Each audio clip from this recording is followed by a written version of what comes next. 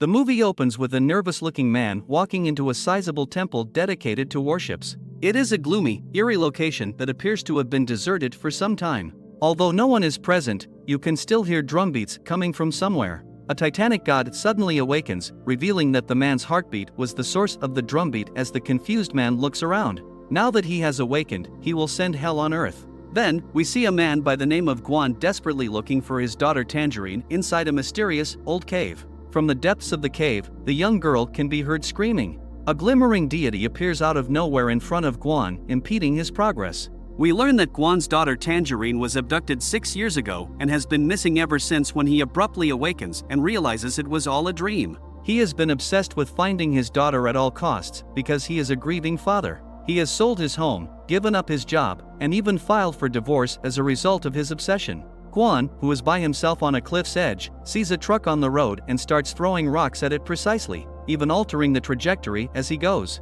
The truck's windscreen is cracked by the rocks, and the truck crashes into something nearby. As the driver is being attacked, Guan descends the cliff and demands to know where his daughter is. Guan is suddenly knocked to the ground by the driver's accomplice as they flee on foot after being hit in the head with a wrench. Soon after, Guan gets up and opens the truck, where he discovers a large number of kids who have been caged and locked inside. Then it becomes clear that he learned about the traffickers and ambushed their car in an effort to save his daughter. Guan is disappointed when he doesn't see his daughter inside, though. Soon after they arrive, the police detain Guan. He nods off in the back of the police car, thinking he is the trafficker, and has another dream about Tangerine. But this time, he notices her entwined in a web of dark, slimy vines. Later, when he awakens, he sees that the officer has removed his daughter's picture from his pockets. Did this enrage Guan to the point where he forcefully snatched the picture before escaping and broke free? Unexpectedly, he discovers another car waiting for him on the highway. Guan enters the vehicle without hesitation due to the dire situation.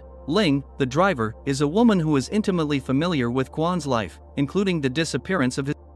She then persuades him to remain by promising to assist him in finding his daughter. The scene is cut back to an earlier time period where we see Kong, a warrior, evading enemies. Led by a senior citizen, Kong eventually finds himself surrounded on a cliff's edge, but just as things are about to get really tense, his sister arrives to save the day. She pushes Kong off the cliff for his own safety after defending him and telling him to head west. The remaining goons are then defeated by her on her own. Kong returns up the cliff, fearing for his sister's life, only to discover that the old man has killed her. Kong pulls the spear out with the intention of killing him after the latter is also impaled through the chest. Kong is warned by the elderly man that if he kills him, he will never be able to escape someone by the name of Lord Redmane. Kong nevertheless murders the old man to exact revenge on his sister. When the chaos finally comes to an end, Kong is devastated and weary of evading his enemies.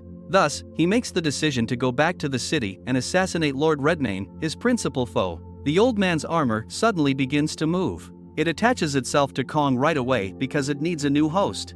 It turns out that the armor has its own will and desires to participate in Kong's mission to assassinate Lord Redmane.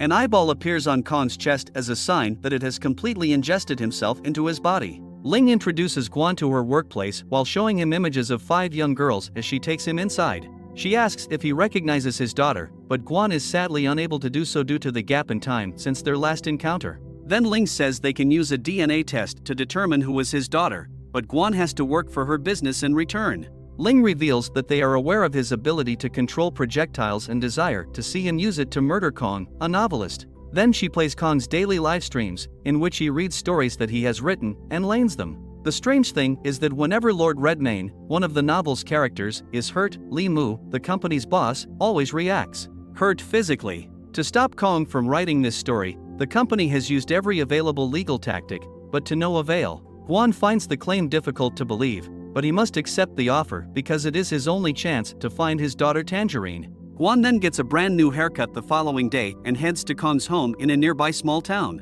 As he travels there, he learns that the things Kong's stories, which he is currently listening to on his audiobook, are connected to the things he frequently dreams about. Guan spends the entire day stalking Kong, waiting for the right opportunity to murder him. He eventually finds himself inside a library. Since Kong is the only other person in the library, he is unable to blend in. Guan suddenly runs into the writer and inquires as to why he has been following him all day. In response, the latter claims to be a fan of the writer's books. When Kong learns this, he is overjoyed and bombards Guan with questions. However, before our protagonist can respond, he receives a call from Ling, which forces him to move to the side and answer the call. She instructs him to execute the target right away and not to speak to the target. Guan, however, disregards her advice and keeps pursuing Kong outside. Resuming their conversation, the two almost get hit by a vehicle owned by Ling's business. Guan leaves the scene, but he unintentionally forgets to take his dream journal. The movie then jumps back to the made-up world where Kong visits a city where people are taking part in a festival. As soon as Kong reads it, he is inspired to come up with a new plot for his most recent book. A sizable statue of Lord Redmayne at the ceremony's location makes it clear who is being honored. He is. Kong is perplexed by the sheer number of people when, all of a sudden, the statue extends an arm towards the nearby village, and everyone rushes there brandishing a weapon. Kong, who is perplexed, is informed by the living armor that Lord Redmayne is to blame for many villages being destroyed because he has been instigating war by coercing all of his supporters. The surrounding villages also prepare for battle by arming themselves, but their efforts are in vain as 3 enormous fire dragons descend from the sky and pour flammable liquid all over their settlement. Following that, the ground troops fire arrows at the village, setting the entire base ablaze and causing them to lose the war. After some time, the village is discovered to be in ruins. As the sun rises, a battle horn is heard, signaling the arrival of several knights dressed in crimson red on horses. Kong observes the flag as well and concludes that the knights are Redmayne's students. While the knights establish a curfew, the remaining villagers cower in fear. Back in the real world, Guan wakes up in a hotel room and discovers a Ling sitting next to him. She penalizes him for his mental incapacitation because he failed to follow instructions. Soon after, Kong shows up in front of the hotel and returns the journal to Guan. He also expresses gratitude to him for providing the motivation he needed to finish his novel. In the following scene, Guan lures Kong to a safe location so that he can complete the task by taking him for a walk. As they move to an empty field, Kong discusses his background in storytelling and writing. It is then made clear that he had precisely started writing. Strangely, Guan lost his daughter Tangerine 6 years ago, around the same time. In order to add to the story, Kong then takes note of a lovely melody that he hears in the distance. Kong encounters a young girl in the made-up world who is trying to revive her dead brother. She eventually makes herself known as Tangerine. He comforts her out of sympathy before burying the boy. Tangerine reveals that the Crimson Knights will attempt to kill anyone who leads their home after dusk as they begin to converse. She then begins to play the flute, imitating the tune that novelist Kong had heard in the outside world. As it is already sunset, this sound draws the attention of a knight, who hunts them down. In order to give the girl a chance to flee while he delays the knight, Kong ultimately decides to switch the girl with a decoy. The knight eventually catches up with him and is duped by the ruse after some time. Kong takes advantage of the momentary lapse in concentration caused by his stunned state to attack his head armor. Guan's face is startlingly revealed when the armor is cut and he prepares to kill Wong Kong. The little girl appears just as he is about to continue, however, and draws the knight's attention, causing him to flee in her direction. However, for some reason this time, the knight malfunctions, allowing Kong and Tangerine to escape and return to reality. Guan approaches Kong from behind as Kong records everything. In a fictional setting akin to the one he just created for his novel, he sees himself pursuing Kong and Tangerine. He then starts tossing rocks at Kong, and one of them strikes him fatally, knocking him unconscious and dropping him into the trenches. Guan sings the lullaby he had written for Tangerine as he moves towards Kong and gets ready to strike, perhaps in an effort to explain his actions. However, Guan immediately stops to follow the sound after hearing someone singing the lullaby and turns around. He comes across the young child singing the lullaby in the middle of the street. The boy is then grabbed by an upset Guan, who asks him how he learned it.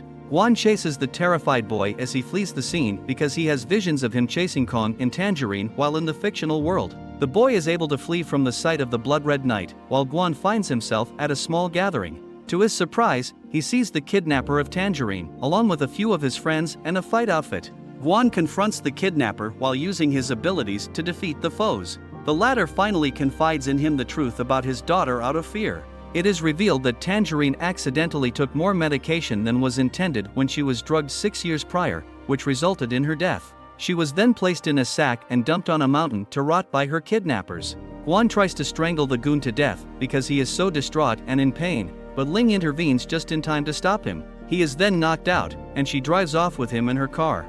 Guan starts outlining what the kidnappers said about Tangerine as soon as he awakens. Through an earpiece, Limu communicates with Ling and gives her instructions on how to persuade Guan that his daughter is still alive. She then informs Guan that the kidnapper is being taken by police to a jail where he will receive just punishment. Guan kills Kong first and then leaves to think of his next course of action before pleading with her to let him have the kidnapper. Soon after, Limu confronts Ling and chastises her for having sympathy for Guan and failing to persuade him fully. The kidnapper is correct, he then says, but they need to use Guan's dead daughter as leverage in order to get their way. In the made-up universe, Kong and Tangerine visit the city after escaping the Knight's wrath only to see the terrible suffering caused by the war. When the two arrive at Tangerine's house, they discover that her parents had passed away previously as a result of breaking the curfew. They are interrupted in their conversation by a group of Redmayne supporters who raid Tangerine's house before spotting the two and turning to kill them. Kong moves in to defend the young girl from the attackers as soon as his live armor binds them.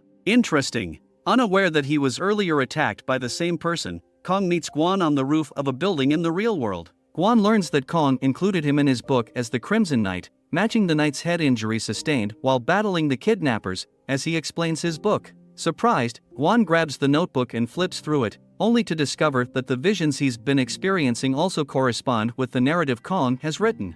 The fact that his daughter Tangerine has also been made a character shocks him the most. This implies that Kong has invented a parallel universe through his books and that the ideas he expresses have an impact on the real people who served as the inspiration for the characters. The angry mob had Kong and Tangerines surrounded in the previous chapter, but Kong didn't know how to deal with them, so Guan came up with the plan that they should triumph. The movie then jumps back to the alternate reality where Kong is about to engage in combat with Redmayne's supporters. Kong's armor suddenly leaves his body and transforms into a force that can summon weapons at will. Kong also gets involved in the battle as the armor stomps through the enraged crowd. He discovers later that because the armor contains an excessive amount of his blood, he has complete control over it. Kong then makes the object swear never to disobey him again by stabbing the armor in the chest to demonstrate to him that he is in charge. Guan calls Ling from Earth and informs her that he has changed his mind and will now defend Kong.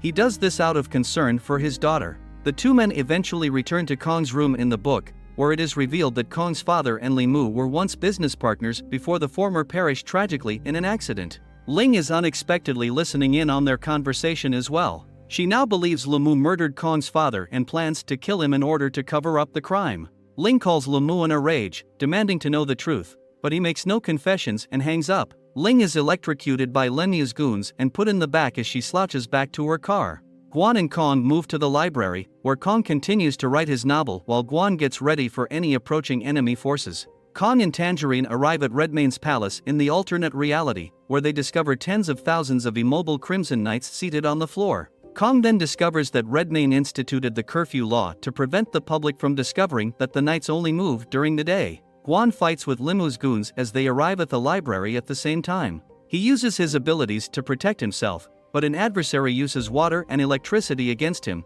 forcing Guan to flee into a nook. Later, Guan devises a strategy and kills the assailant using a rubber glove. Even though the goon has superhuman strength, he is hardly ever able to defeat him when he confronts him. Fortunately, Ling awakens and escapes the vehicle in time to stop the assailant from killing Guan. The final man in the parallel universe is then killed by the two of them working together. Finally, Tangerine and Kong arrive in a room where they encounter Lord Redmayne, who appears to be a huge, four-armed monster.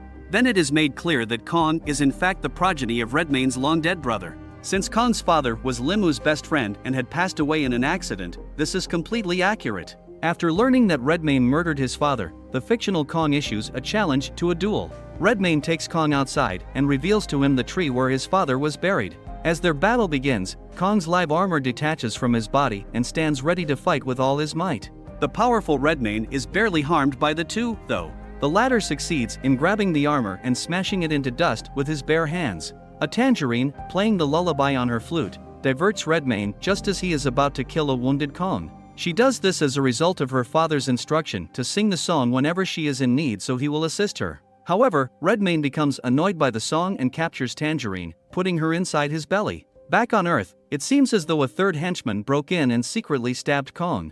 Soon after, Guan and Ling locate him, kill the goon, and then take him to the hospital. Guan later sits in silence, staring at Kong's laptop screen, unsure of what to do with the book. He is shocked when Li Mu enters the room unexpectedly and reveals that he originally planned for Kong and Guan to die together, making it appear as though they had killed one another. The police would have read Kong's book, which has Tangerine's name on it, making it appear as though he was the kidnapper, while Guan was a father seeking retribution. This made the plan ideal. In their final confrontation, Limu demands Kong's computer, but Guan is adamant about keeping it. The latter goes on to say that he can wrap up the tale. With a machine gun in hand and an abrupt appearance in the parallel universe, the Crimson Knight attacks Redmayne there once more in an effort to save his daughter. The monster is finally wounded by the gun, and Kong leaps in Redmayne's direction while holding onto the sword that is affixed to his forehead. Kong tries to remove the sword, believing it to be his weak point, but the Crimson Knight grabs it and drags it down Redmayne's body. The plan works, and the enormous monster is finally put to death.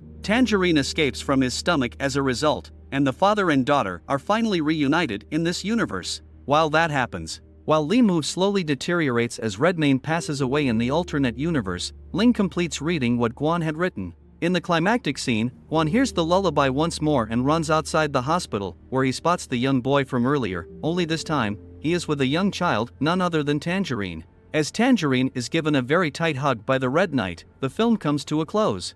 Make sure to subscribe and turn on notifications so you can watch more videos like this. Thanks for watching.